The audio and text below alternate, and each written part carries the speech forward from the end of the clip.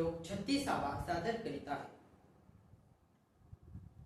असंयतत्वनायोगो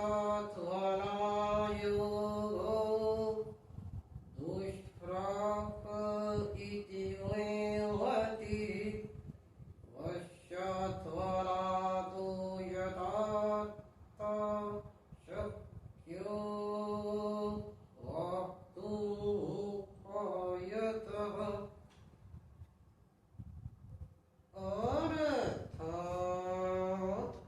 ज्याने मनावरचा भाव मिळविला नाही अशा पुरुषाला योग साधने कठीण आहे, आणि ज्याने मन ताब्यात ठेवले आहे अशा प्रयत्नशील माणसाला